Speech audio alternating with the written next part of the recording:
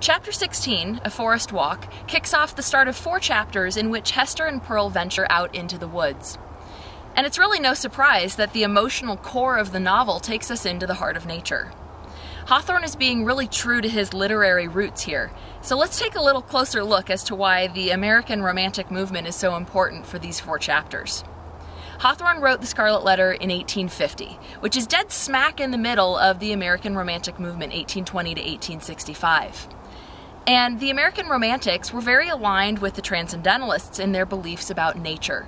Nature was a friend, a confidant, a protector, a teacher, and nature allowed us to experience our own identity, to become closer to our true selves, to enlighten us and inspire us, and give us a true ideal for what life could be.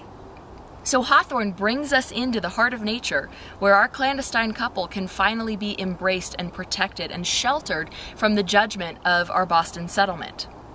Now there's a couple of other things going on here that it's important to note. 1850, that's when Hawthorne's writing, right? 1850 is a really important time because we have 2 other things happening that we see paralleled in our Boston settlement in 1640. The first thing is manifest destiny. Americans have this belief that it is our destiny, our God-given right to move west and take over and spread our ideology. Now that should sound pretty familiar to you because the Puritans in 1640 moved into Boston to settle and to create a city upon a hill, a beacon for other people, other faiths to come out and live like they do. So this sort of manifest destiny, city upon a hill, that's one parallel.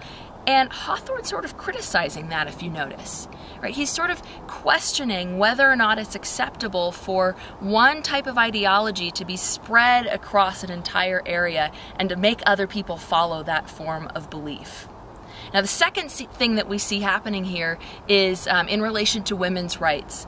The suffrage movement, and in particular the Women's Conference at Seneca Falls in 1848, that's happening right around the same time that Hawthorne is writing.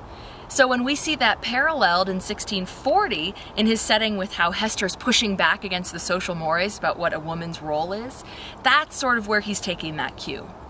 So back we go into the heart of nature, where Hester can be herself, where she can question and challenge what society asks of her, where she can push back against the mores of society, and where she and her lover can finally be accepted within the loving embrace of a beautiful and verdant forest. So let's take a walk.